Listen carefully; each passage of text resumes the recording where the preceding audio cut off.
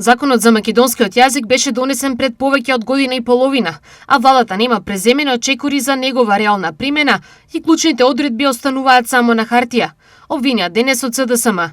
Од ВМРО ДПМН пак изнесува дека коалицијата на СДСМ и Левица заеднички го блокираат донесувањето на новиот изборен законник, во кој се вметнати забелешките на ОПСЕ и ОДИХР, како и нивните барања. Пратеничката група на Социјалдемократскиот сојуз и коалицијата на 23.3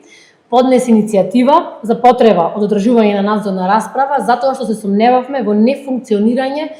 и тоа со жал можам да кажам целосно нефункционирање на законот за употреба на македонски јазик донесен во јануари 2024 година. На 7 април Комисијата за култура како матично тело и надлежно тело за одржување и организирање на оваа надзорна расправа одржа подготвителен состанок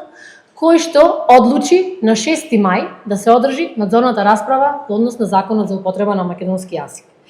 Како што гледате, денес сме 6 јули и тек денес е првиот дел од првиот ден од надзорната расправа во однос на неупотребата на овој закон. Коалицијата на Социјалдемократскиот сојуз и Левица заеднички го блокираат донесувањето на новиот изборен законник, во кој се вметнати сите забелешки на ОПСЕ и на ОДИХР, како и барањата на двете политички партии кои со месеци беа усогласувани на работните средби за изборниот законник. Венко Заев и Социјалдемократскиот сојуз се спротивставуваат на решението македонската дијаспора да гласа во што поголем број. Како ВМРО ДПМН предложивме тоа да биде по електронски пат или пак по пошта.